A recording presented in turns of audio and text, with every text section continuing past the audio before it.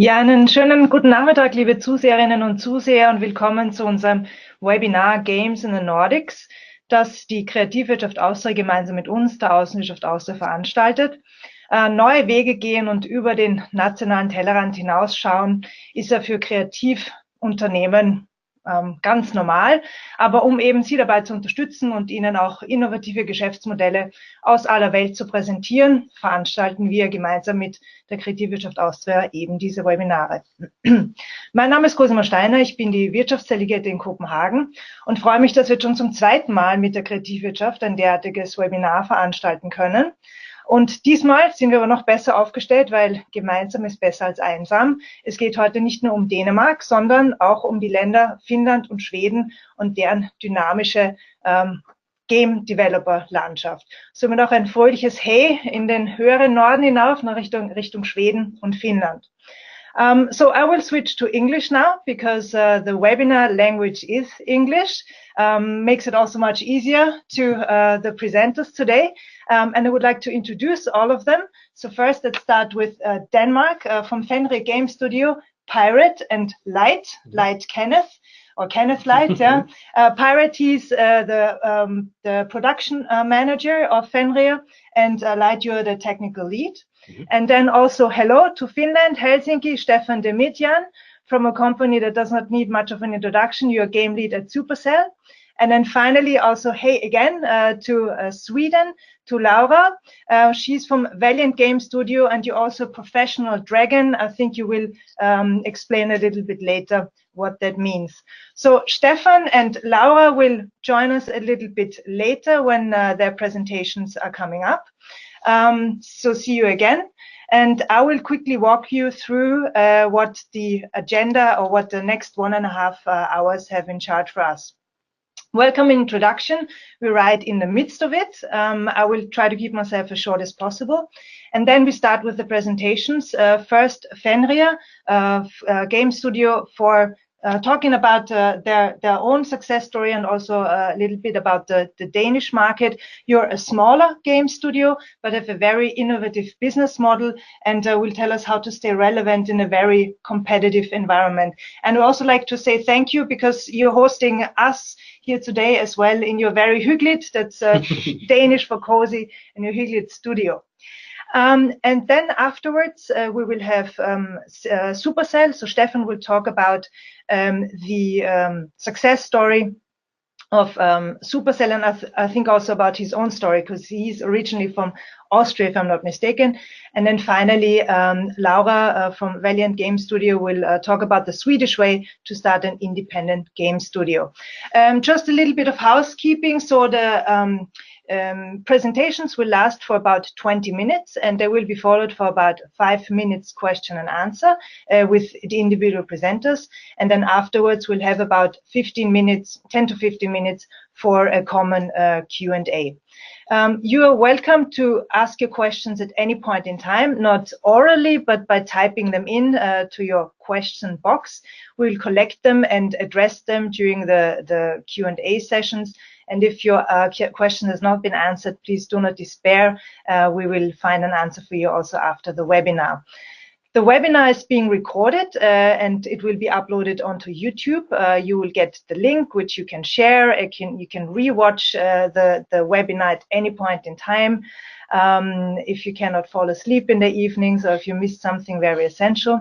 And then also the presentation slides will be shared with you after the webinar as well. I will briefly switch back into German, just to say a few words, as you say, in eigener Sache. Einfach Ihnen kurz zu sagen, wer ist eigentlich die Außenwirtschaft Austria? Wir sind Österreichs Internationalisierungsagentur und unterstützen österreichische Unternehmen und natürlich auch Kreativwirtschaftsunternehmen bei ihrer Internationalisierung mit über 100 Stützpunkten in der ganzen Welt, in über 70 Märkten. Wir präsentieren österreichische Firmen im Ausland. Wir schaffen für sie Geschäftskontakte, helfen ihnen bei der Geschäftsanbahnung und Geschäftsabwicklung und sollte dem so sein, was hoffentlich nicht passiert, auch natürlich, wenn es Probleme gibt. Und auf der anderen Seite sind wir auch Internationalisierungsagentur. Das bedeutet, wir bringen gute Ideen und innovative Konzepte aus aller Welt zu Ihnen nach Österreich und informieren Sie. Und die sammeln wir in unseren Partnernetzwerken in den Innovationshubs auf der gesamten Welt.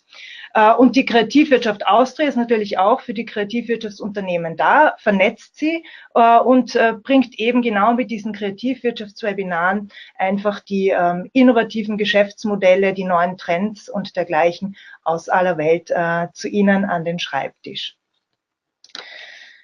Back to English and back to the topic it's all about today, the Nordic game industry, the Nordic games industry. And just to say a few words in a nutshell, because I'm really not an expert in this topic, and we have the presenters to talk about it. But why are we having this webinar? Because you know, being living in the Nordics and having our offices in the Nordics, I can speak for myself and also the colleagues in Stockholm who cover also Finland, Sweden, and Norway. We've seen that it's a very dynamic market, and it has developed into one of the very dynamic game development regions in the world, with Finland leading the pack, has seen enormous growth rates, of course, taken the opportunities that the smartphone revolution has posed. Turnover-wise, Finland is in the lead, whereas Sweden is actually very impressive when it comes to brand width and scope. Denmark is a relatively smaller market, but also hosts a number of renowned international companies who are very successful in the games development area, and also has made a name for itself in the edtech industry as of late. And then also esports is very popular, especially in Denmark and in Sweden. And I think both Denmark and Sweden are among the top of the list when it comes to esports worldwide. So that of course also bodes well for the industry. But enough from me. Let's hear the experts speak, and let's start with Fenrir Game Studio, Pirate and Light. I look forward to hearing your presentation, and I will make a quick exit and see you later. Yeah, so we'll take over from here. Yeah, as was presented before, we are Fenrir Game Studio. This is Pirate, and I'm Light. And we founded the game Fenrir Game Studio some time back, and we'll tell you how we got to this point, and basically how it can be hard to be a Danish game developer and how we progress through this market. So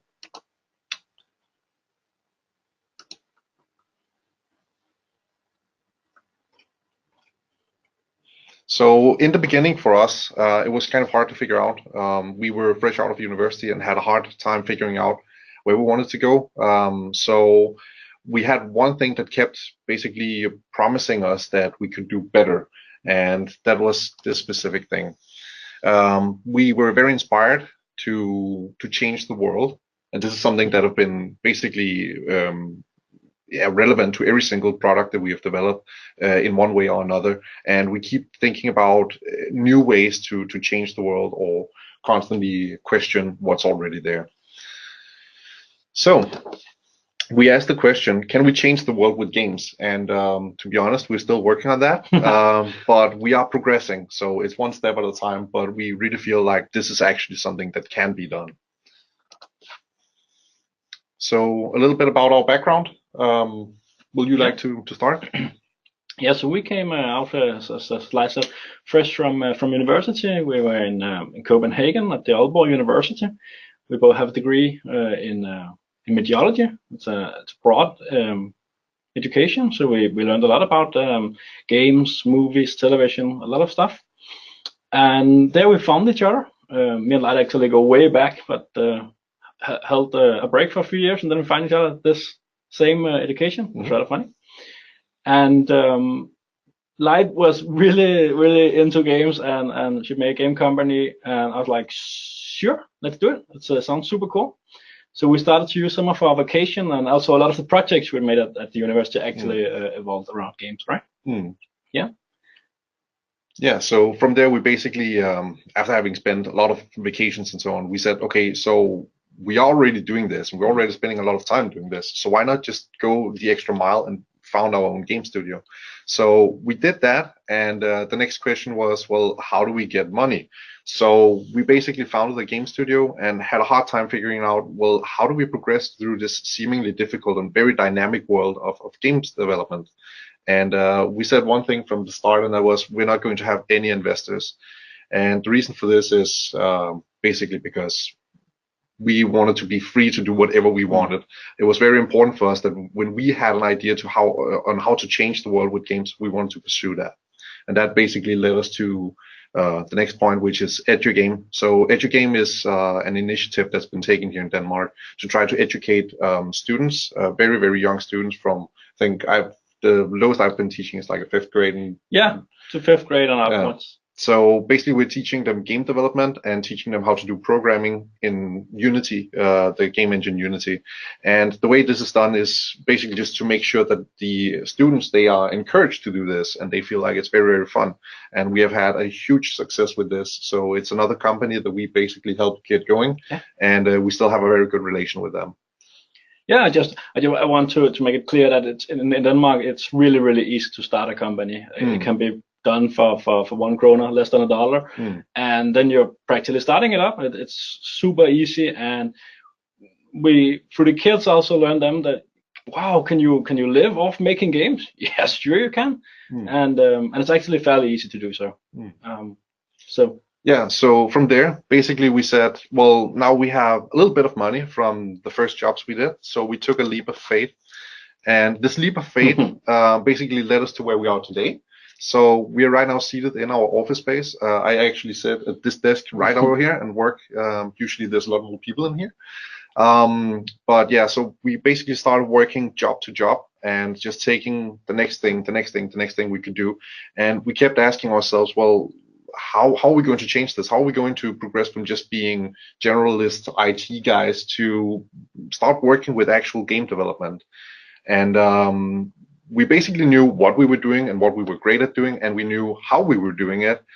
But the problem was we had no idea of knowing why we did it.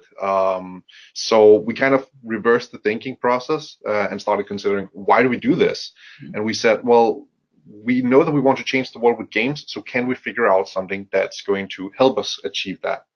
And from there, we started looking at the world kind of like this. I don't know if you want to give a shot at this or... No, keep going. Okay. I'll comment on it. So basically, this is a model that I got from another very famous game director called Yoko Taro.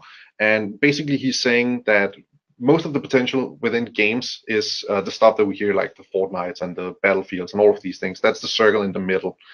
And then we have all of the black stuff around, which is the things that you simply possibly can't really do. Stuff like playing a game and landing on the moon. That's not really possible at this point in time.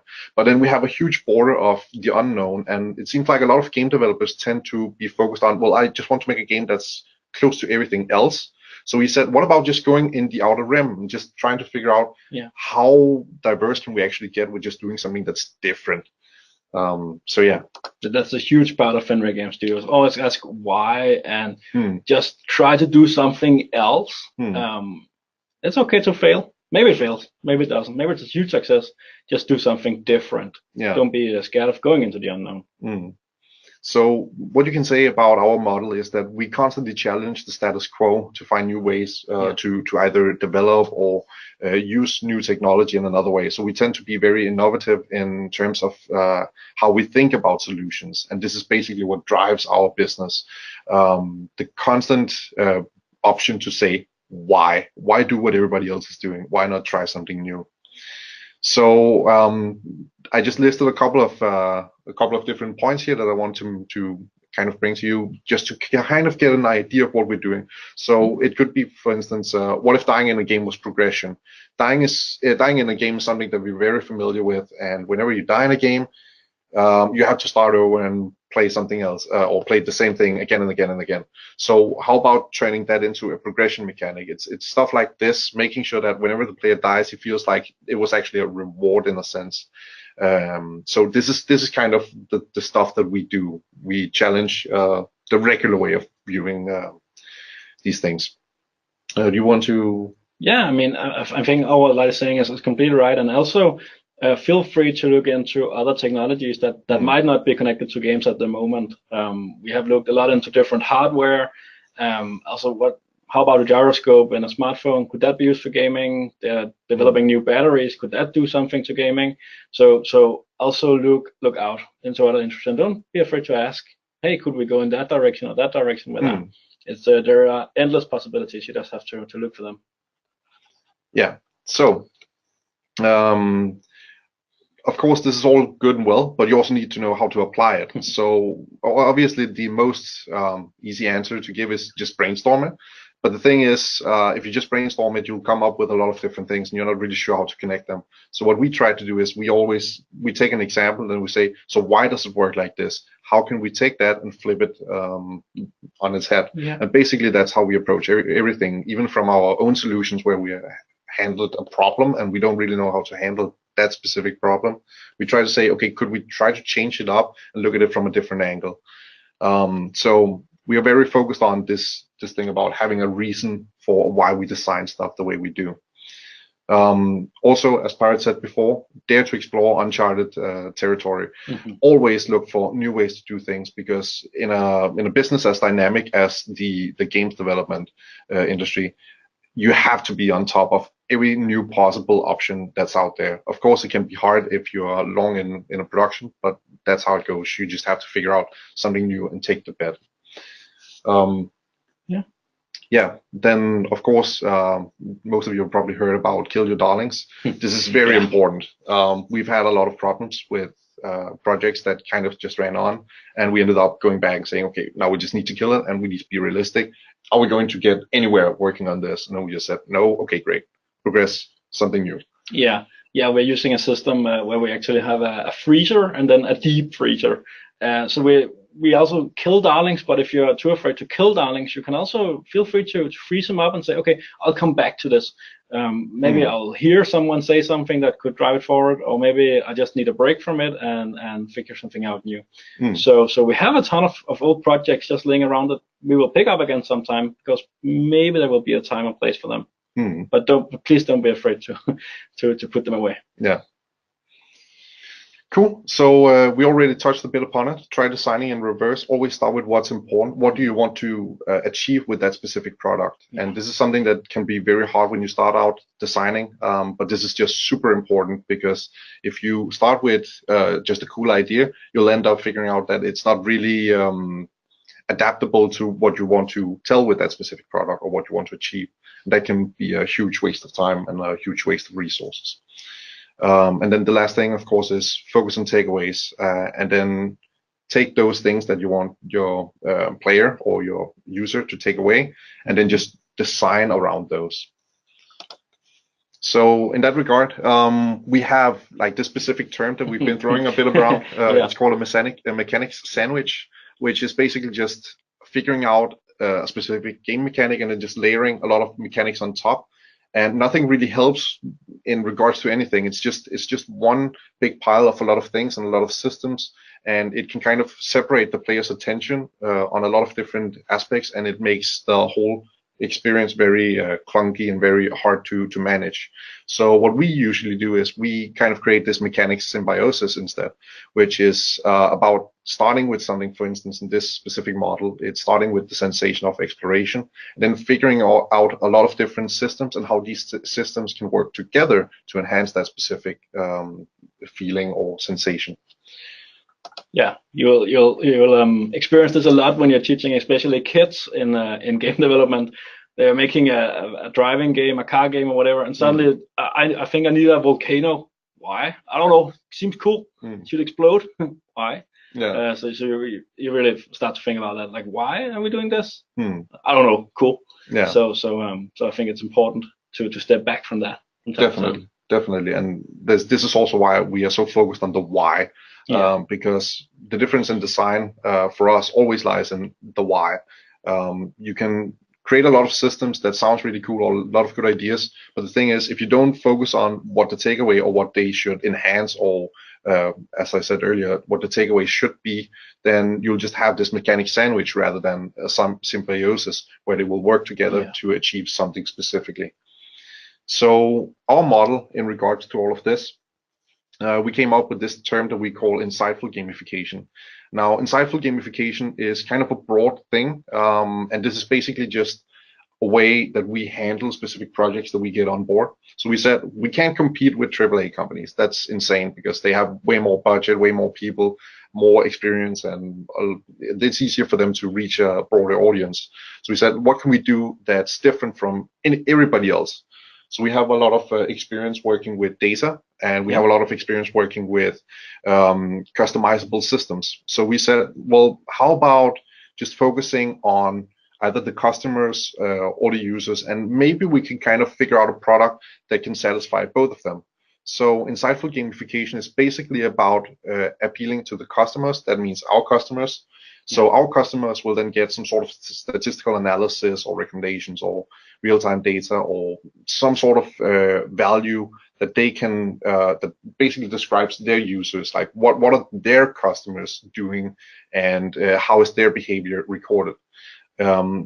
This is of course the back end of it. The front end of it is that we are basically releasing apps, and these apps are then published out to users. They're free to get for everybody because our customers will pay for them. So when a user downloads this product, it's supposed to feel like they got something rather than they should feel like they're missing something if they go to one of our customers and they are not in possession of this specific topic or app or whatever we now develop. So what we end up doing is usually that the users have some sort of experience, like for instance, a treasure hunt or something that could be using augmented reality or virtual reality or any sort of technology that you can imagine. Then we design systems around that makes it fun to play that specific scenario. But then what we do is that we make sure that the data that they're gathering, the users, we can take that data and then we can put that back into the statistical analysis and tell our customers, hey, listen up, you have so and so many users doing this specific thing, and you can enhance your business by doing, I don't know, some sort of recommendation. So this is basically the way that we handle our production. Yeah, absolutely. And all this is in mind, still games, using games to achieve all of this. And people are often getting blown away by, wow, can we use games for that? Yeah. So again, feel free to go into the unknown. We have targeted museums, theme parks, grocery stores, detail. So the market is actually pretty broad for this. Definitely. And with that being said, I think that's the end of our presentation. So I'll just click here. Yeah, thank you very much, Pirate and Light. I'm magically resurfacing here. Yeah. No, thanks for sharing your insights. And of course, one of the first questions we got in was certainly, Pirate, is it your legal name? Pirate is my legal name, yes. In Denmark, you can actually have a lot of names and get a lot approved. So yeah, Pirate is my legal name. But Light is also your legal name, or? No, that's actually just a nickname. I don't really dare change it because my family has like a weapon shield and all those kind of things. So I'm slightly worried about that. No, okay, yeah. I see. But I also have a burning question. What does Fenrir stand for? Not being indigenous to the Nordics. I'm from Central Europe, so. So Fenrir is basically a mythological creature from the Nordic mythology. So it's the Fenrir wolf, which is I'm really bad with the lore and all of that, but I believe it's supposed to appear at Ragnarok, and then it breaks its chains or something. So it's a metaphor for being unleashed and being basically on the border of something new, like a change. And that's kind of what I feel like this company is doing. So that's why we chose that name. No, okay, I see. Why games? So the reason why we chose games is because I spent a lot of time thinking about how can you best possibly change the world, and hopefully for the better. So what we can do with games is that we can get under the skin of people. If you watch a movie or if you read a book or listen to a song, all of these is just one specific surface that you're touching. You're more or less just getting one sense of stimuli. The thing is, with games, you can kind of change that because you have the interactivity. And I believe that if you can have people do something, you can kind of work that in under their skin. And then if you expose them to certain situations, you can change their behavior. And that means that you can actually create better behavior for specific people who might have, let's say, problems with being social or something like that. You can kind of help them get to a point where it changes them and they feel like maybe being social is not as bad as it possibly could be. And that's why games is so different, at least in my opinion. Yeah, no, I think it's cool, and Light really got to me with his games ideas, and games is a fresh media, still pretty new media. So I'm really excited to see where this can go with this new media we got here. Yeah, okay. I think the possibilities are limitless right now. Yeah. So where do you actually see the future of augmented reality, virtual reality? Yes, personally, I think virtual reality would be, in my opinion, great for certain tools, like tools for training or stuff like that. I think AR or augmented reality will blow up, absolutely blow up. It has a lot of possibilities for gaming and for workspaces and stuff like that. So I think it will be huge, but it's even newer than games, so we still have to see where this can go. Yeah. I think I just recently was at a presentation by the University of Aalborg as well, and I think they're really working very intensively with augmented reality. Are you still collaborating with them as well? Yeah, we have a bit of connections there, so we go there from time to time. And we usually get a lot of contacts with their students and so on. So one of the things that's really interesting about Aalborg University in particular is that it's not really a typical line of study where you just study a specific topic, but you're kind of like choosing what you want to study. And that means that you can say, I really want to be an expert in virtual reality, and then you can just start doing that. So some of our leading experts in virtual reality have actually been educated from Aalborg University. So it's a very specific it's a special way of studying, I would say. And in regards to all this about virtual reality and augmented reality, I completely agree with Pirate on the virtual reality as a training tool. But it's also a matter of figuring out specifically what we can use it for, because right now it's still very limited. So it's going to change in the future, but where it goes, it's hard to say. Yeah.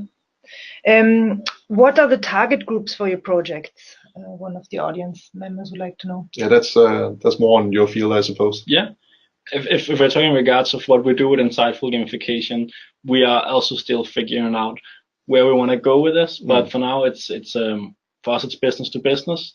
So it's museums and it's theme parks and stuff like that we're targeting right now. But we are looking into expansion into other fields. Yeah. But it is about, mostly right now, it's about finding places that have customers, and we want to give those customers or their users a super special experience. So where it fits, it will go. One of the ideas and one of the things that we've been talking about for quite some time is getting someone like H&M on board, even though they're selling clothing. But the thing is that they have so many people around buying their products. So there's no reason for us not to go in there and help them.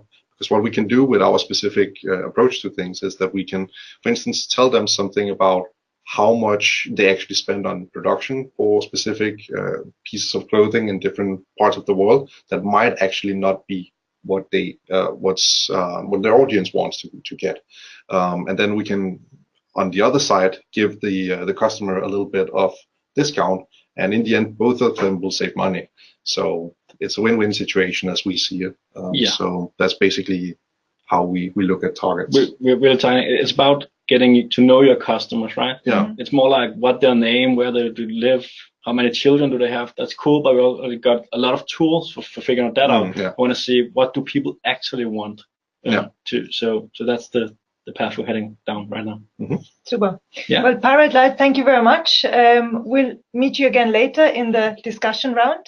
And I think you'll be happy to leave the little room for a little while because it's getting quite hot in here. But I'll hand over to Stefan and Mirjan from Supercell. And yeah, we look forward to your presentation. And to talk about what Finland has to offer, and of course about the success story your company has experienced so far. Thank you for the kind introduction. So yeah, my name is Stefan Demirjan, and greetings from Finland in Helsinki, and welcome to my presentation of why culture and long-term thinking matters, in our opinion at least. Before we get really started, just a little bit about myself. So after my VU Wien studies in economics, I came in 2008 to Finland. And after a couple of stints in other industries, I actually joined the video games industry, because back in the time, I wanted to do something in my life that I really felt passionate for, and games were always a passion of mine. And it was also the right timing, because back then a new form of business model and game type was on the rise, which was the so-called free-to-play movement, or free-to-play games that originated back then on Facebook, if you remember those days, and the endless invites and all that stuff that was happening back in those days. So I was part of that since I was working on Facebook games back in Digital Chocolate. And I was very lucky and blessed to be given the opportunity to join 2012 Supercell. And I've been the game lead of the game called Heyday ever since. And as you can see, if you compare this with the photo there, 6 years of game development had an effect on my hair growth. So in terms of Supercell, so we are very, very lucky to have 4 very successful games, which maybe you have heard of, maybe not. The most known games are certainly of the Clash brand, so Clash of Clans and Clash Royale. But the 2 other games, also Boom Beach and Heyday, are highly successful games. And as I said, I'm going to be talking a little bit more about my background in Heyday today, since I've been a game lead of that project for almost 6 years now. So just to quickly summarize and manage expectations, what I will be covering today. So a quick intro to Heyday, and then I will spend most of my time with how we do things around here, especially from a culture point of view, and how our culture affects also long-term thinking. And then for hopefully some actual game developers that are watching here today, I want to actually cover a very specific Heyday case study, which I hope will be quite interesting to see. So quickly, in short, what is Heyday? Heyday is a game where you build up and decorate your own farm. It's a game where you trade with a global audience. It's a game where you also play with your friends. And it's a game that we humbly call the most successful farming game on mobile and tablets. And basically, Heyday was launched back in, when was it, June 2012, right before Midsummer Night here in Finland. And we were very lucky in being able to reach a global audience ever since. Mainly speaking, the number 1 spot in 127 markets. And so we've been very, very lucky and very humble about this as well. And Heyday is still going very strong, even after 6 years at this point. And once you have a very successful game, all kinds of fun things and exciting things can happen from a community point of view. Suddenly, you're doing wedding, marriage proposals within the game. This was an example that I personally did, which was very fun to do with the community. And this was only one of them. We had several over the years. But also from a marketing point of view, as soon as you have a very successful game, you can do a lot of stuff on that front. And in here, you see a photo of the commercial shoot of our global campaign a couple of years back, which also ran in Austria, I believe. It was a so-called Cabo campaign with the American actor / comedian Craig Robinson. Really cool spot. Unfortunately, we had to take it down from YouTube due to copyrights, but I think you can still find it in the internet somewhere. But not only globally, but also locally, you can also do a lot of stuff. This was our Japan marketing effort back then, where in Tokyo we decorated an entire subway with Heyday assets, which proved to be very successful for us and also very engaging for the player base. I could be talking more about this, but I would like to actually switch over now to the heart of this presentation in how we do things around here. A quick note to how the organization is built, meaning that games are a creative industry, right? So you would think that within this environment, the company structures would also allow for those creative people to express themselves freely without any fear of being overruled all the time, or that someone jumps in and takes control.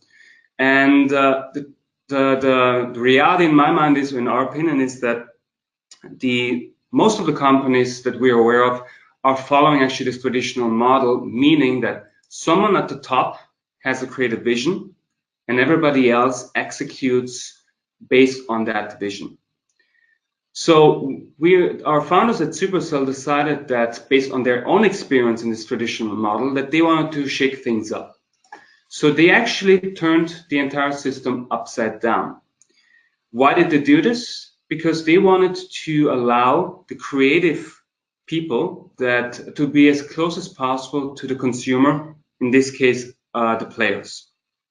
And what this means is that in our scenario, the game teams, also called as cells, derivating from the name Supercell, are the people that actually handle the games by themselves, individually and on their own accord. Meaning, game teams at Supercell have the ability and the liberty to make their own decisions as they see fit. And everybody else down the organizational structure, in this case, is there to support them, to take basically allow them to do their work, removing obstacles, so to say. So what this in reality means is that we in the Hedy team are completely independent by making our own decisions, but at the same time, we're also equally responsible of our own fate. So in one word or the other, you could actually see game teams in Supercell as mini companies within a much bigger company. And what applicants always ask me whenever I do interviews is it really true that our CEO or the leadership team or anyone else never steps in and tells us what to do? And that's the absolute truth, because that's the foundation, the principle of this company, that unlike other companies that I also worked in, the CEO does not come in and tells the game team what to do. Now, as a disclaimer, of course, despite the independence, there's also the responsibility, which are two elements of our company culture. And here is the important part to mention that, of course, we are not working in a silo. We interact with each other properly. We exchange learnings, which is another aspect of our company culture. And we also together make sure that we reach a qualitative standard that we're all happy with. This entire system is basically built on trust. Trust by the game teams that no one else steps in and tells them what to do, overrules their own decision, and trust by the company, the leadership team, that they have hired the right people that are able to make those sometimes extremely tough decisions on their own and always have the greater good of the company in mind. So a common saying around here is the company comes first, then the team, and then the individual. Then I want to briefly talk about how game teams look like at Supercell. Most likely this won't differ too much from other developers. So whenever a new game is launched or started, it's just a couple of guys or girls coming together. In most cases, the maximum number is 4 people. Sometimes it's only 2, sometimes it's 3. But you always need to have at least 1 artist and 1 programmer. And sometimes there's also a game lead present, sometimes not. Speaking of the game leads, which is also my title, I have to honestly say that those game lead titles are not important at all at Supercell. We are basically just spokespeople for our teams, and we also make sure that certain things just keep moving forward, and we make sure that decisions are made. There is also no set rules of who can be a game lead at Supercell. Basically, the doors are open to anyone. And that also allows game leads to have a very varied background. There can be a business background like myself. There can be also artists, programmer, or even data scientists, and so on background. So it's a very open structure that we have here. So this would be basically the prototyping phase. Once your game is in a good enough shape to leave the prototype state and is gaining traction internally, we start staffing those teams up. And it means that we just add more resources, mostly programmers and artists, but also testers, to make sure that the game is progressing properly and in good speed. And this always comes with some difficult discussions, since we as a company want to stay small. We're roughly 250 people. We're not thousands of people given the success of a company. So we're really, really small given that magnitude. So yeah, it's always a difficult decision to staff, because resources are finite and we also want to stay small. But at the end of the day, everybody wants to do what's best for the company. So always fun to have those discussions when the time arises, when a new game is ready. And once you're lucky enough to actually have a great game in a live environment, then you start staffing up further, and you especially start adding functions such as a data scientist who checks basically the numbers behind the game, but also the community is integrated much stronger into the game team by adding the community lead, but also the player support lead who handles the direct day-to-day communication in terms of tickets into the team. So we can basically, so we have all the tools available to make the best decisions possible, to be able to make the decisions independently within the resources that we have in the team. So in closing, I want to say that at Supercell, we don't believe that the best pitch or the best idea of a game makes the best game. We believe that it's the execution that matters, since ideas are cheap. So based on that, it's not the idea, but it's the best people that make the best games, in our humble opinion.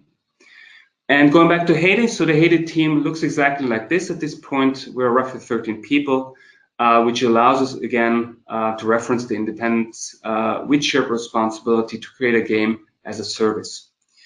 What is a game as a service? It's a game that means to make decisions that fully support this goal, which is to create games that people play for years to come. This can be also rephrased in, let's say, business terms, and the business term here would be so-called retention. What is retention?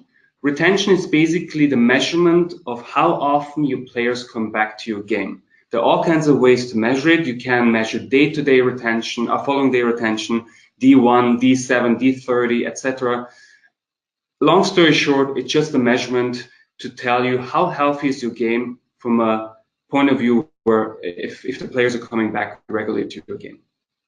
And in our case, to follow this guideline, it means that we need to listen to the community. We need to also check what the data says at the same time. But we also have to discuss as a team to make the best decisions possible to bring our game to the next level. What this means in concrete steps is that we improve things like all the features, we add content constantly, and we also create sometimes completely new features that have the purpose of reinvigorating the game to, and all of this to achieve that one goal as best as possible. I want to briefly talk about also monetization. Now, when I said that retention is the #1 metric here at Supercell, I absolutely mean that. But of course, it's not always unicorns and rainbows, because it's also a business that you have to think about. So there's also, you need to also spend some time to think about monetization. And basically, in a holistic way, all games on any platform have to think about, have to make actually decisions in how to raise revenue, right? Otherwise, you don't have a company, you don't have a project at all.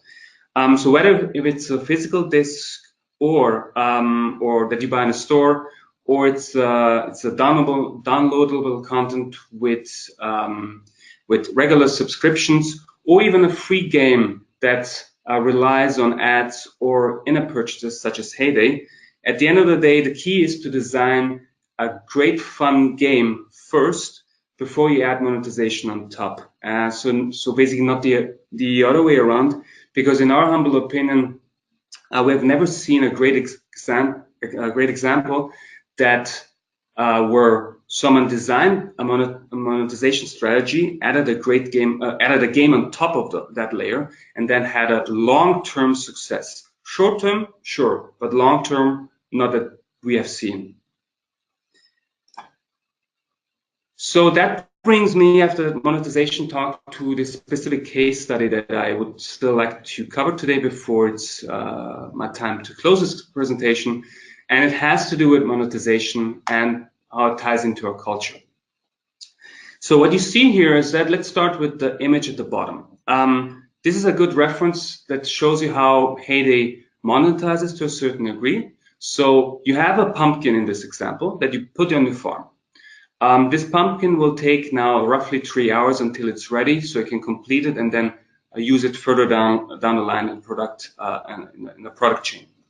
So if you cannot wait or don't want to wait, there is this lightning bolt button that you can press, and in that scenario you would spend 6 diamonds and you would instantly complete this pumpkin. Those 6 diamonds are representing the premium currency in Heyday. What is a premium currency? In most free-to-play games, there's soft currency and there's premium currency. Soft currency is something that players can earn in rich abundance throughout the game core loop. Basically, core loop means anything that you do over and over again, which is always the essence of a game. And the premium currency is currency that you can earn in the game, but to a large degree, in most cases have to actually buy with real money. So in this case, the problem here was that the original game team that launched the game never had time to implement like a confirmation step here. And this resulted in the fact that many players by accident pressed this button and spent their premium currency by accident. So this was obviously nothing that anyone was happy with. And the reason why it was just like that in the game was that no one had time to think about it when the game was launched, because it's very, very stressful to think of millions of things when you launch a game. And this was sadly one of the things that fell through the cracks. So it was upon us to actually fix this, and we were determined as a team to fix it. But at the same time, it was also important to approach this also from a sensible business point of view. So what we did was that we did a so-called A/B test. What is an A/B test? An A/B test is basically something where you show a fraction of the player base experience A and another fraction of the player base experience B.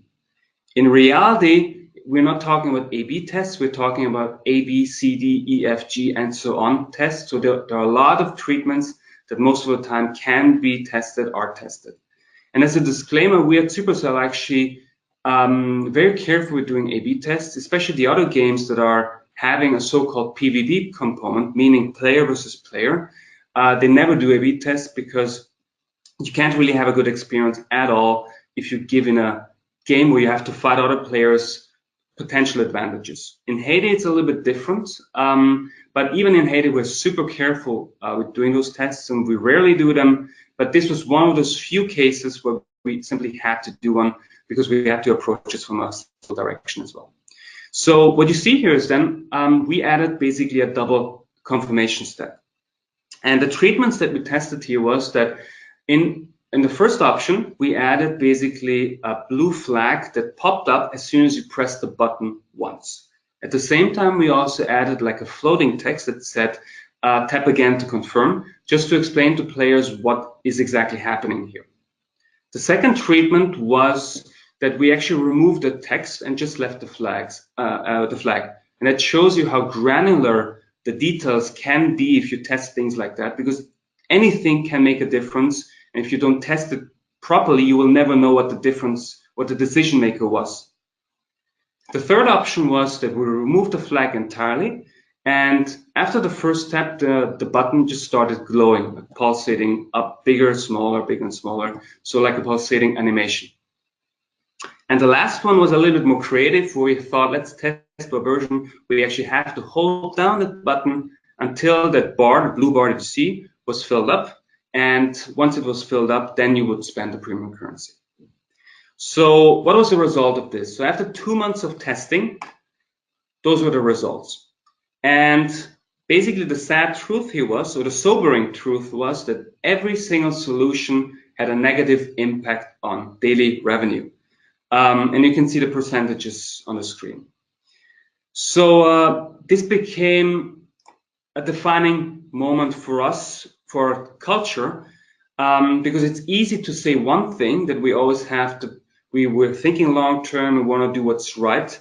And it's an entirely different thing to actually really do it once those difficult situations arise.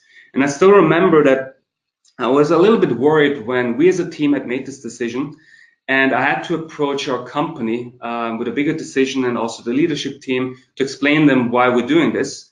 And turns out I was worrying for nothing, because at the end of the day, the entire company and the leadership team was fully on board with us, because at the end of the day, they understood as well as we did that you need to have a healthy game before you can build basically a business on top of that. And if you don't have players that are happy with your game, that like to play it, and through that happiness sometimes choose to maybe spend a little money on top of that, you don't have a business or game at hand at all. So basically what this case, which originated in Haiti, proved to us as a company was that we were indeed willing to do what's right, even if it meant, so what's right for the long term, even if it's meant, if it offers like substantial negative short-term effects. And I'm saying short-term here because once you accept those, you still have a healthy game in the best case scenario, and then you can still think about additional options with new features, for example, or new content where you can maybe take those losses back if possible. So in closing, I just want to say that creating games, and especially maintaining games with the current market, is extremely, extremely hard. Especially games that people play for years to come, which is basically our goal here at Supercell. And what is also important to note is that 6 years ago, when we launched Heyday, the market was vastly different. Back then, players were still looking for great games to play. Nowadays, they already are playing great games to play because there are so many of them flooding the market. It's a real red ocean here, red ocean meaning that there's a lot of competition here. So I believe there are like over 1,000 games released on the app stores weekly, or was it even daily? I don't remember, but a crazy number. So the competition that you have to face as a new game company, but even as an old game company, is incredibly fierce and difficult. So because of this, it is, I believe, or we believe, that if you have the right company culture with the right mentality that fuels long-term thinking and the ability to accept short-term losses, it will allow you to navigate those really difficult waters in today's markets easier. It will at least give you the tools to handle those situations more efficiently than without them, in our humble opinion. And there's also one thing that, for example, I did not foresee back then when we made this difficult decision, and that was the fact that a couple of weeks, or I don't know when it was, sometime after we triggered the switch, which was that we chose actually the option with the smallest amount of negative financial impact, so out of the A/B test. I don't know if I said that actually. One interesting thing was that the player support team approached me and said that what we did was amazing, because player support tickets decreased by -70% in the upcoming days and weeks and years going forward. And that alone had a huge monetary value also to us as a company. So even though Heyday as a team took a hit, we as the company benefited nonetheless, because we helped another team to succeed with their own numbers. So I believe that was everything that I had to say for today. The last thing I want to say is that Supercell is always looking for proactive doers that have passion for excellence and consider themselves a good person as well. So by that I mean they are respectful, humble, and genuine. So please check out our career pages. If you're a developer or have any other skills, check it out. It would be great if we can work together. And other than that, thank you very much for your attention today. And I believe it's QA time. Yeah, thank you very much, Stefan, for this wonderful presentation. We've collected a few questions on the way, and we have a couple of minutes before we move on to Laura. So first question that came in was, I would like to know how you or your team chooses the topics for creating your games. So this question can be answered from two different ways. So let's start from, if it's a new game where you start from scratch, then games at Supercell actually built such that passionate people actually come together. So we don't have, so I have to explain something what happens in traditional meeting, what happened, and what happened in my past company. In my past company, when I was working on my past project, and I was also part of a new game project, we actually had to go through a so-called green light meeting. That meant that we had to prepare, me and the producer back at the time, had to prepare a material to explain properly and in business terms what kind of a game we want to do, and also what the financial impact for the company could be. So we had to do a lot of like estimates that, to be honest, were a complete waste of time at the time, in order to get through, to survive those pitch meetings, so to say. At Supercell, we don't have those at all. So creative people find themselves, for example, a passionate programmer, or let's say a passionate artist, or even game designer, and they say, this could be interesting. And most of the time, they find some time next to their work to create something, either on paper or as a board game, or even in writing. And then they try together to try to get other people excited in the company. And that's basically how teams are formed at Supercell. It happens organically. So we don't have a process where, I don't know, leadership team or game leads come together and say, this is the game we need to do. It happens organically. Sure, sometimes we sometimes feel very passionate about the game idea, but then it just depends if you can find passionate people for it. But overall, I have to say that it happens organically. And if the question was more directed from a live team perspective, which I'm currently working in, what I always tell people when they join my team is that I always want to have like proactive people that are also willing to challenge me. Because every single team member in a small team that handles a game for millions is vital. Everybody wears several hats. With 15 people handling all of that is quite a lot of a burden, or can be sometimes.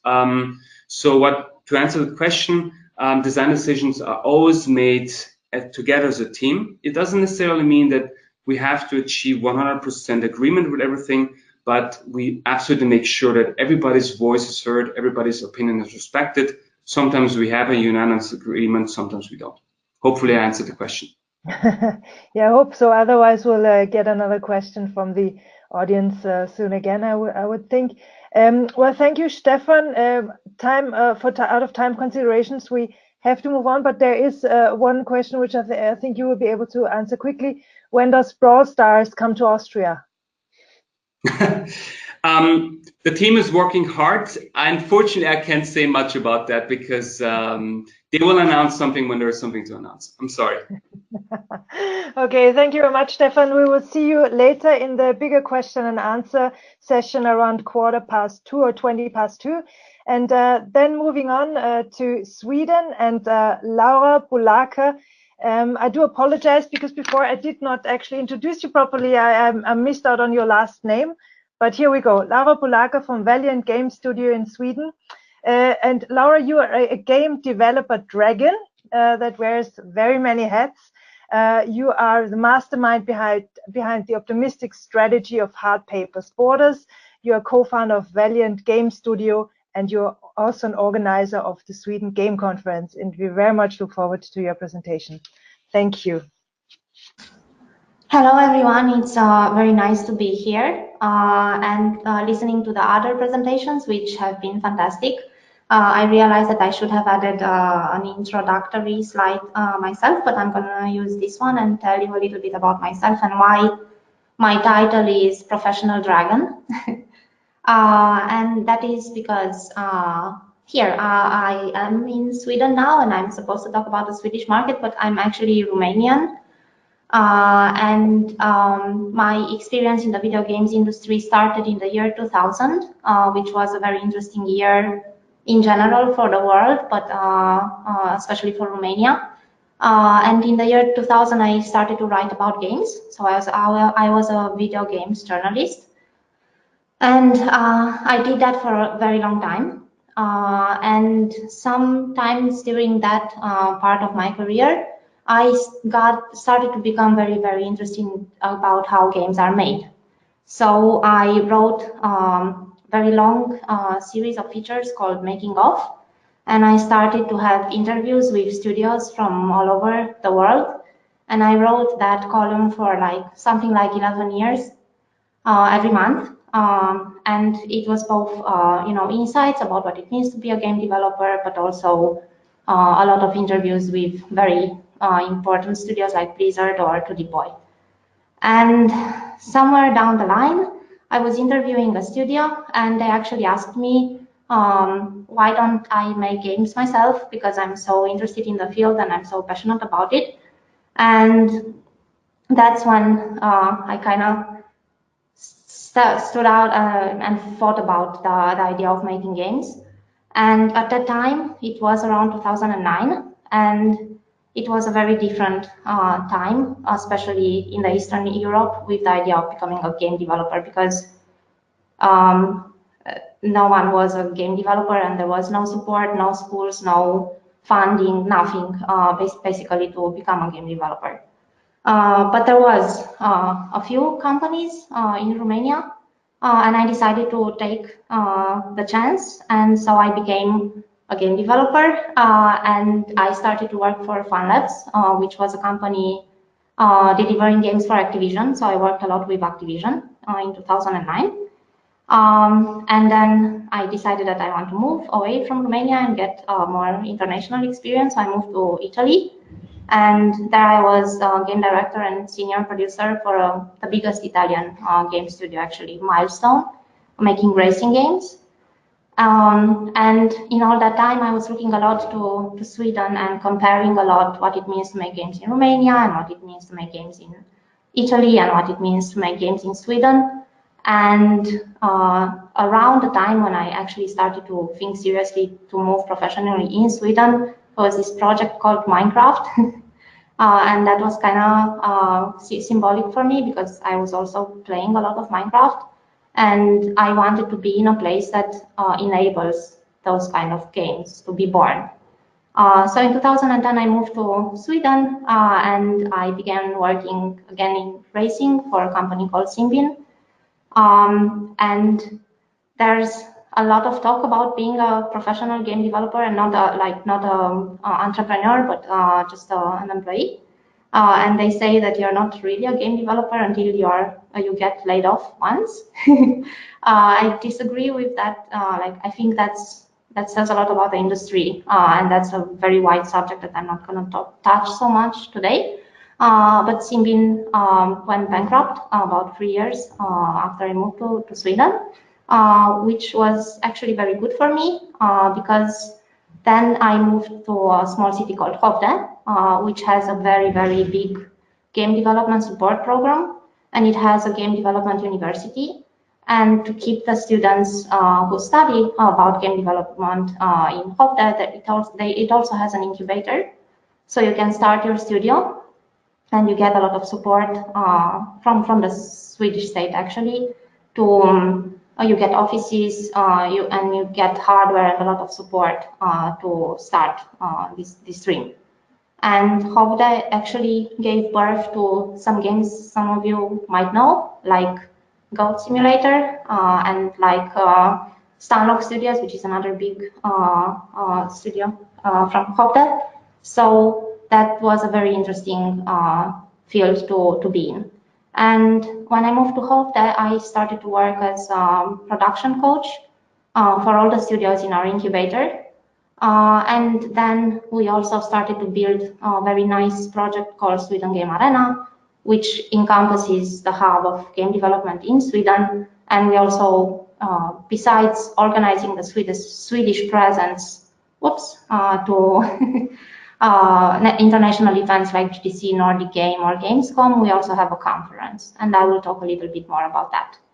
Anyhow, so I have a lot of experience with the Swedish games industry in general, and with the studios in the Swedish games industry in general. But time has passed, and I decided that I want to go back to production. And that's why last year I moved to Stockholm, and I joined a friend of mine, Anna, to found a studio called Valiant Game Studio. And the reason we started, Anna and I wanted to start this studio, is because we also believe that games can change the world. And we also believe that the market continuously shifts and expands and changes. So it's very hard to give good advice on what you need to do to succeed as a, building a game studio. But that's also good news, because in a red ocean, which means an overcrowded market. There's a lot of competition, a lot of games. It's very hard to be visible, but it also leaves room to explore what games aren't telling right now and what games could be but aren't right now. And we want to make precisely those kind of games that aren't that much of a focus right now. We started Valiant Game Studio in 2017. Valiant means courageous, and this is what we also want to be, courageous, because we want to make games who are not so focused on competition and they're not so focused on violence, for example, but instead we want to get inspiration from the real world and to use games to talk about quite important subjects like, prejudice, racism, economical inequality, and stuff like that. But in a very fun way. In 2017, at the end of 2017, Anna and I got together. We got a very good friend and wonderful artist, Eva, and we are still a team of 3. And after a lot of iterations, we decided that we want to bring the TV series to video games. Meaning that we want to focus on shorter experiences that tell, relevant, important stories, and kind of like TV series do. So we are making episodic games, and that's when our first project started. It's called Pendula Swing, and Pendula Swing. I will tell you about that in the next slide. Anyhow, we are funded by private investment. We are part of the Sting Incubator, which is the Swedish games-oriented incubator in Stockholm. And we are also part of Sweden Game Arena, my previous project, and I will also explain to you a little bit what this means as well. So Pendula Swing is, our tagline is Tolkien meets the Great Gatsby, and it's a point-and-click, episodic point-and-click adventure game, which is very, very rich in narrative. We want to tell stories, and we want to tell controversial stories, but also fun stories about prejudice, racism, and inequality, inspired by the political situation and in general the situation that was happening in America in the 1920s. And that was the suffragette movement. It was a time when the cars became super popular, the Industrial Revolution became something, and it caused perhaps similar problems to what we're facing today, job loss and poverty in general for some. And we want to talk about that, but we are using fantasy tropes to illustrate that kind of world. So that's the philosophical idea but behind the game and the fun part of it. But we also talk a lot about business models and what we need to do to succeed, because no matter how idealistic you are, when you start to make games, and especially when you start to build a studio, you need to consider what you want to do, what's the value for you, the creative value, but you also need to survive, basically. And that means making money. And that's why we took the decision to make an episodic game, among other things. And the reason is that right now the games market is quite changing rapidly. I personally think that's a great thing. But when you, for example, when you look at Steam, it used to be that you didn't have that many games to choose from on Steam. But right now, they opened up the market, kind of like Apple did with iOS, the iOS market. And now there's like 20,000 games on Steam, and 150 to 200 games are being released every week now, new games. So when you put a game on Steam, you compete not only with the new releases, which are quite many of them, but also with all the back catalog. So you're competing with Skyrim, for example, you're competing with Divine Divinity, you are competing with extremely big and nice and beautiful games, which are developed by teams who are much bigger than our team. So you need to find good ways to be sure that people learn about your game. And in our case, we decided to go episodic because we wanted to give the game to give an access to the game which is free. And so episode 1 is free for Pendula Swing. And starting from episode 2 to 7, you pay a little bit to unlock new areas to continue the story of the game. This allows us, first and foremost, to give something for free. Secondly, to have constant opportunity to talk about our game, and because we're releasing episodes. And thirdly, to be extremely flexible when it comes to selling basically the game, because you can sell packs, you can sell all episodes bundles, so you can be creative when it comes to pricing. And we also think that we need to go beyond Steam, because the industry, the games industry, the way you play games changes dramatically, and we want to generate our titles for the mobile industry as well.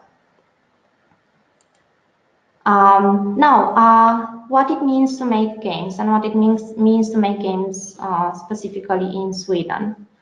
Valiant, we are part of Sting, and Sting is short for Stockholm Innovation and Growth, and it's again a state-funded organization. And we have been part of the Sting Game Incubator.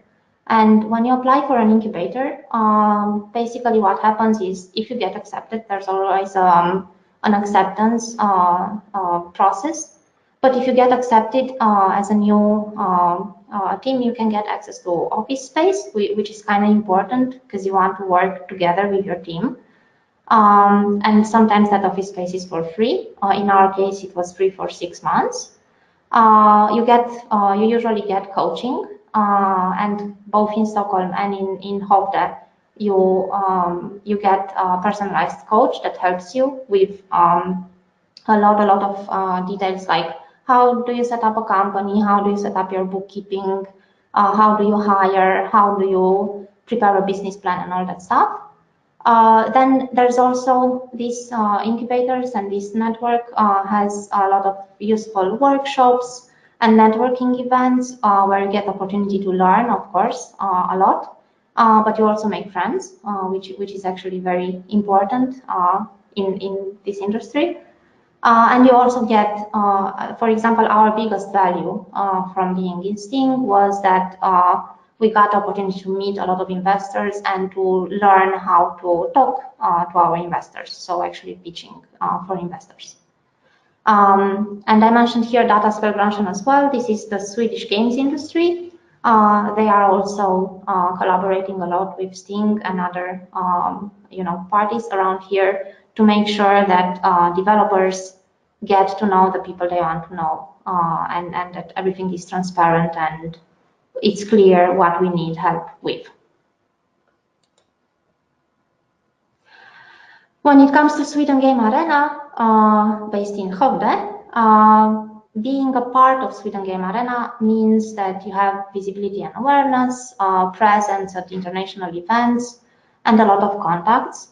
And I can detail this a little bit. So when you start a game studio, you have to understand how you're going to make the games and how you're going to talk about those games.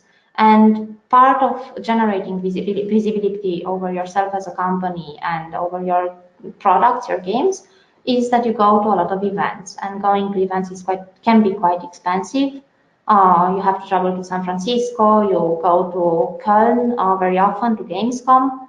And so what Sweden Game Arena does is assists us very much with these kind of things, which we otherwise wouldn't be able to do as a small 3-person studio. And there's also the visibility and awareness support. There's people who actually talk about us, which is, for example, them. And there's also a lot of networking and contacts that happens. Yep. And since I think I'm getting ready to finish my time, this is the last slide. So the conclusion is, if you want to start a studio, my first advice would be to consider getting some experience in the industry before you actually consider going on your own, because it's very, very important to learn how things work and how other successful companies do it. But then you have to have the courage to start and to actually trust your idea. And you need to make a good game. That is extremely true. And the most important thing is to make a good game and then apply, you know, how to make money out of it on top of that. Find your voice and the right people in the industry.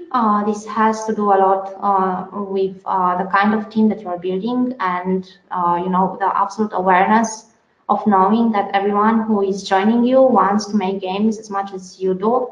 So in the industry, there is some companies do have a top-down attitude, and the CEO, for example, or the boss decides what needs to be done, but that almost always never really works because everyone is very creative, and not listening to them would mean actually turning down a lot of opportunity for making better games. So it's very important to find the right people that you can make games with and to fit together and envision working together for many, many years and to complement each other to become creative. Another advice is to have positive examples. So for example, the whole Swedish games industry, I take that as a very positive example, thanks to a lot of success stories that there are, which kind of generated a catch-22 market, so to say. So new companies become successful because there are so many positive examples and so many successes that we can draw from. But this generates more and more success. So basically, surround yourself with people that can give you good lessons, and also be in a very helpful environment. So in our case, being in Sweden, it means that we, for example, got free offices for 6 months, which is quite a help. It means we get coaching and networking, and getting to know a lot of people whom we otherwise it would be very hard for us to know, and to leverage the whole independent community in general, which is always very, very helpful. And yeah, that's kind of it. I hope this helped. I think that's it. Thank you. Well, Laura, thank you very much. I'm trying to access the camera again. Here I am. Yeah, we'll do a brief Q&A with you, and then I'll ask everyone to join us again. But first, a few questions that were directed directly to you. One question was, because you mentioned pitching, what are investors looking for in a game studio like yours? That's actually it's a very difficult subject to answer, because we've been a few weeks ago at an event called Investing Games, and we asked investors exactly this: what is it that you're searching for in a studio? And there is no clear answer. Most of them are basing themselves with their gut feeling, and that's exactly what they say. And they also, it's a lot of matter of luck, basically from their perspective. So what this means is, like, I think every one of us can put ourselves in the idea of being an investor and just ask yourself, would you invest in yourself, and why? Like, do you like the game? Do you like the team? Do you trust that the team can deliver the game? Does the team have the skills? Does the team have examples of being able to deliver, and all that stuff? So all of these factors in picture that investors use their gut feeling to evaluate the value of that picture that you generate. Mm-hmm. Thank you. And another question that's come in was, so what has been the trigger point for Sweden, because we're talking a lot about the framework, for moving to the next level? Is it the attention from the public sphere, the respective support? Is it capital that's available here? Is it close collaboration of companies, of the ecosystem? I can give an example in Hovde and what happened in Hovde. So I think that there is a university. It's called the University of Hovde. And around 98, 2000, they were focused on, for example, offering studies, IT studies. But around that time, what happened is that there was an IT bubble. So people kind of got scared of forging a career in IT. And the university was very quick to react, and they were one of the first, I think, in Europe who said, you know what, IT bubble is a problem, so we need to diversify, and that's when they started to offer game development courses. And the problem was that you could study game development, but then if you wanted to continue, you know, forging a career in that domain, you kind of had to go out of Skopje and go work for Ubisoft or, you know, DICE or stuff like that, and go to Stockholm or Gothenburg or Malmo, which is, again, a lot of people in Skopje were forward thinking, and they thought, okay, we need to complement the studies that we're offering by opening an incubator and by giving the support to the students to start a company if they want to. And that was really, really nice. And some of the first companies that started in the incubator were, for example, Coffee Stain, who then did Code Simulator and went to become worldwide successes. Then there was Stanlock, who did Battle Right, and it kind of grew from there. And it also generated a very, very close community, because in a small city like Skopje that everyone knows everyone, and if you go have a coffee, the chances of hearing people talking about games or game development are like 90% or something. So once the first team started to be successful, they really acted very quickly and thought about how to help the other teams become successful.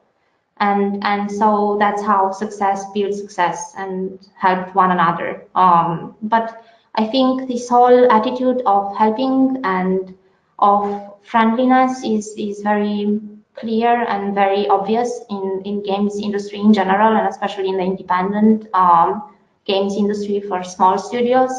So you just need to, I don't know, be on Twitter, read the news, see what's happening, and just talk to people, ask people for help, and they will help you. Like, people is extremely friendly and extremely helpful. Yeah.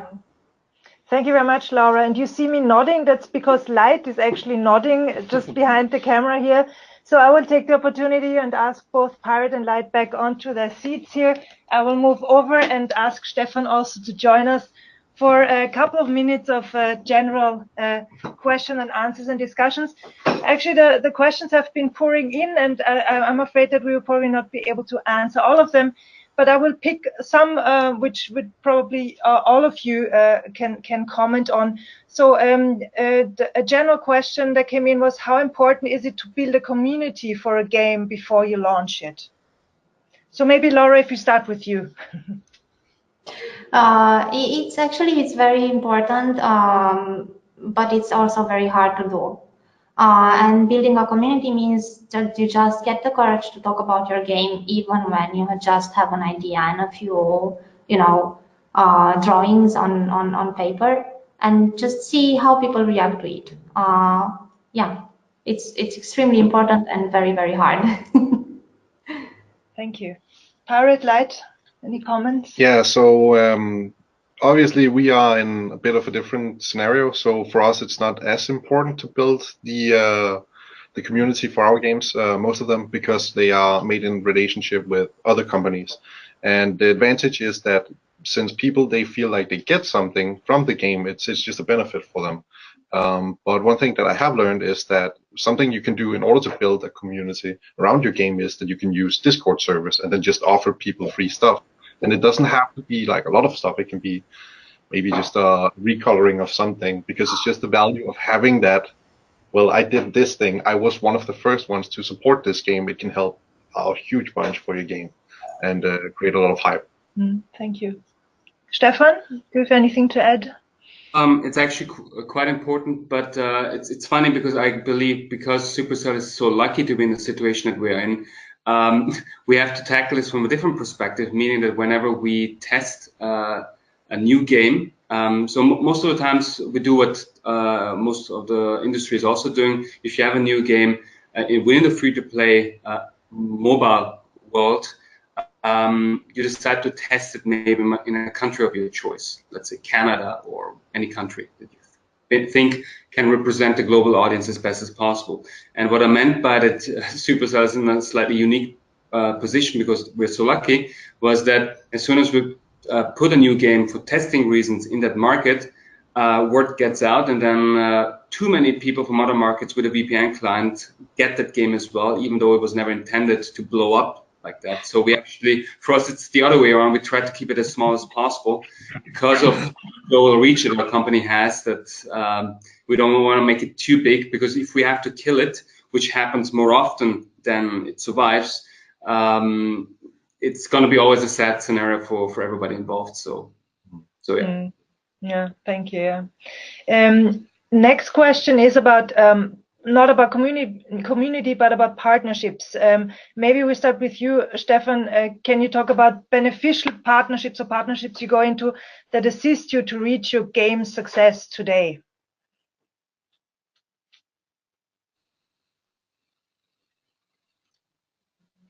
I think, sorry, you broke off for a second, but I think the question was what partners are beneficial for the success of our game. Is that correct? Yeah, or do you enter beneficial partnerships actually for your game success? Yeah. So in my role, I have to say that in most scenarios, if it's like external partners, like third-party solutions and whatever, in 99% of the cases, I just say no, so we can focus on the day-to-day work. But I would say that at least within our own industry, in the free-to-play mobile industry, I would have to say that having a good relationship with the app stores such as Apple, Google, and any other place where you put your game out is very crucial. Now, naturally, of course, that's a lot easier for successful companies, aka known companies or trusted companies, rather than for someone that just starts out in the garage with his best friend.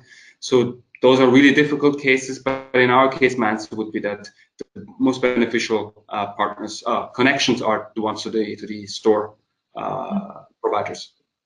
Thank you. Pirate Light, you already mentioned partnerships before, but maybe you would like to elaborate as well. Yeah, do you want to elaborate? Yeah, I'm sure. I mean, we also have partners, but as Stefan also says, it's all about connections and network in general. Partnerships comes in many forms, but it helps us to get insight into the latest research, for example, from EU, or hire to work if you have partners in that sector. So it helps us a lot to have both partners and connections. Yeah, we are also partnering with a lot of other game studios. So basically, what we work kind of as like an extension to their production, or someone who can realize their potential that they can't really do themselves. So for us, we are in a very specific position where it's better for other people to know us because, well, we can kind of help them solve problems. So for us, it's having connections is more or less everything. Okay. And Laura, if you would like to elaborate. I agree that having connections is everything.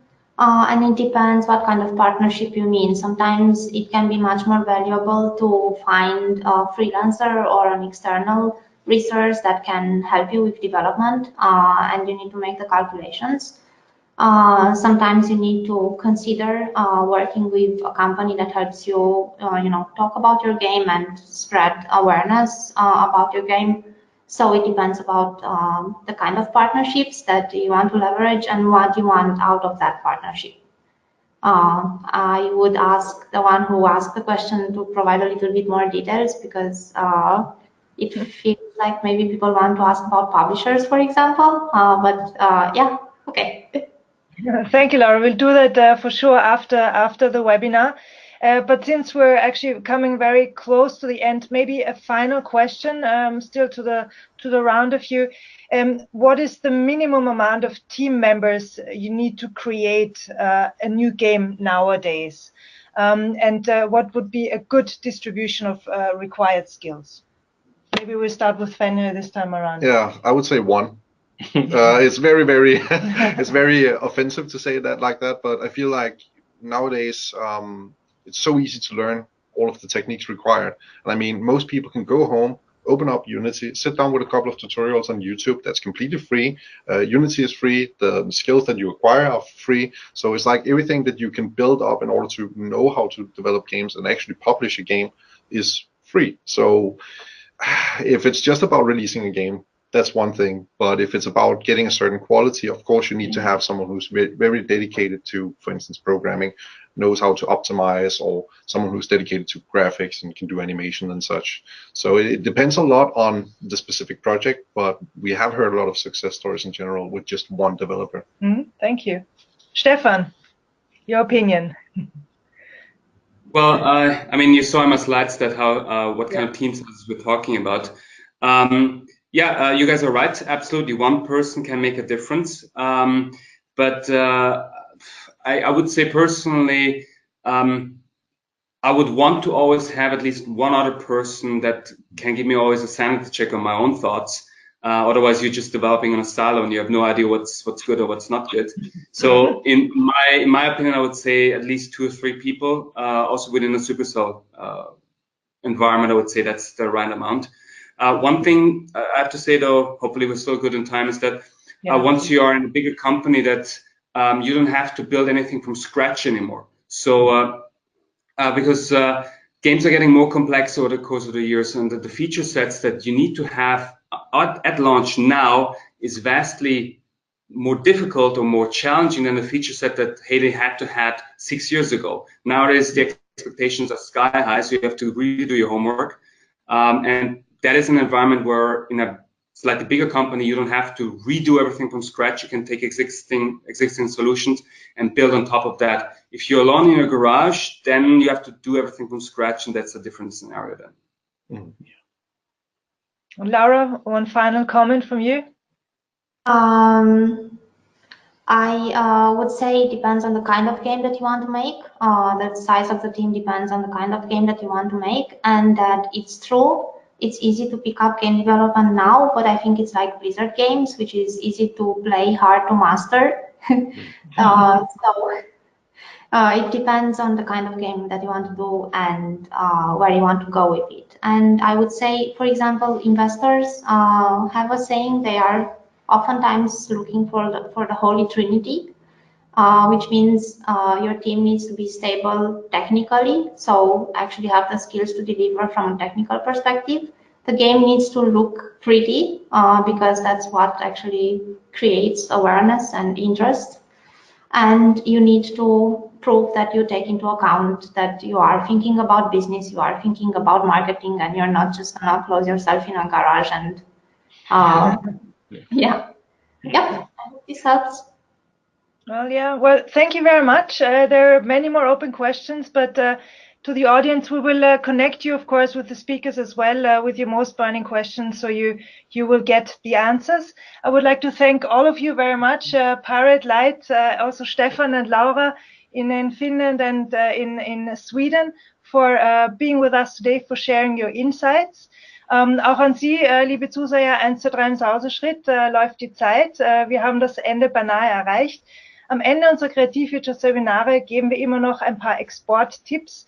Und in meinem Fall sind die Exporttipps zum einen: kennen Sie Ihren Markt, und das ist insofern besonders wichtig, weil die Nordics oft gerne in einen Topf geworfen werden, aber obwohl es doch kleinere Länder sind, sind alle durchaus immer unterschiedlich, also das nicht vergessen.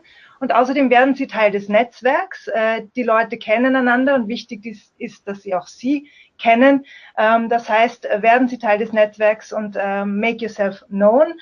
Und mein dritter Exporttipp wäre natürlich: nutzen Sie unsere Services, um genau Ihren Markt kennenzulernen und um Teil des Netzwerks zu werden. Die Außenwirtschaft Austria unterstützt mit individuellem Coaching für Kreativwirtschaftsunternehmen. Wir unterstützen auch mit Veranstaltungen. So möchte ich unbedingt auf unsere Zukunftsreise Games in der Öresund Region hinweisen, die wir im Frühling 2019 veranstalten werden. Wir kommen hier nach Kopenhagen, wir kommen hier auch nach Malmö, wir veranstalten die gemeinsam mit unseren Kollegen im Außenwirtschaftscenter Stockholm, besuchen Firmen, Organisationen und auch die Games Conference in Malmö, die im Mai stattfindet. Und dann auf alle Fälle noch die Förderungsmöglichkeiten, die Sie über die Internationalisierungsoffensive Go International bekommen können. Informationen einfach online abrufen, unsere Kreativwirtschaftsseite, unsere Go International Seite und natürlich auch vielen herzlichen Dank an die Kreativwirtschaft Austria. Ohne sie hätten wir heute sicher nicht so viele Zuschauer bekommen. Wir bedanken uns wirklich recht herzlich für die gute Kooperation, und die Kreativwirtschaft ist natürlich auch fürs Netzwerken da, für Unterstützung da. Also hier auch auf deren Website gehen und sich mit ihnen kurz schließen. In dem Sinne wünsche ich noch einen schönen Nachmittag. Hier haben Sie mir noch unsere direkten Kontaktadressen, wenn noch etwas offen geblieben sein sollte, was Sie unbedingt fragen wollen oder Ihnen einfach neue Ideen kommen, Sie mal wissen wollen. Das sind auf der einen Seite das Außenwirtschaftscenter Kopenhagen und dann auch noch die Kollegen im Außenwirtschaftscenter Stockholm beziehungsweise im Außenwirtschaftsbüro Helsinki. Und dann in Wien in der Wirtschaftskammer selbst, in der Außenwirtschaft Austria, haben Sie Reanne Löning. Das ist unsere Mrs. Kreativwirtschaft in der Wiener Hauptstraße. Bitte einfach jederzeit kontaktieren. Wir freuen uns auf, mit Ihnen in Kontakt zu sein und wünschen noch viel Erfolg und bis demnächst. Alles Gute.